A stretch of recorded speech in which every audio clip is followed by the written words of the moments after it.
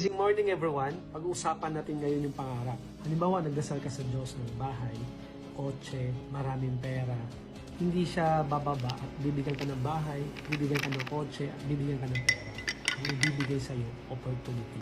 Tandaan natin yan. Sa sobrang galing ng Diyos, hindi siya gumawa ng upuan o mesa. Gumawa siya ng puno. So, sa puno na yun, ano yung nakikita mo? Opportunity mo na pwedeng maging mesa ang puno. Sa puno na yan, pwedeng maging upuan.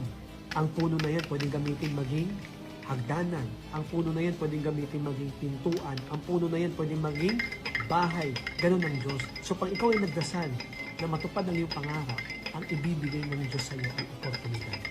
At kung ano ang nakita mo doon sa oportunidad na yun, nabigyan ka ng opportunity, na ang opportunity na yun, pwedeng tumupad ng iyong mga pangarap. Nakita mo, pwede itong magpatapos ng iyong mga anak.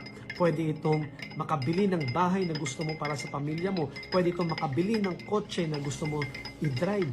Pwede itong makapag-travel kayo abroad. Pwede itong makapag-ipon kayo. Makabili ng mga bagay na gusto nyo. Kaya huwag mong sayangin yung binigay sa iyo ng Diyos na oportunidad. Kailangan i-work out natin yung opportunity na binigay sa atin. So yun lang. Safe, stay healthy, never give up. See you at the top. God bless.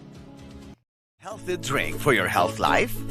Try I Am Worldwide Amazing Barley. Maraming health benefits. May 50% discount pa kung member ka. Message na!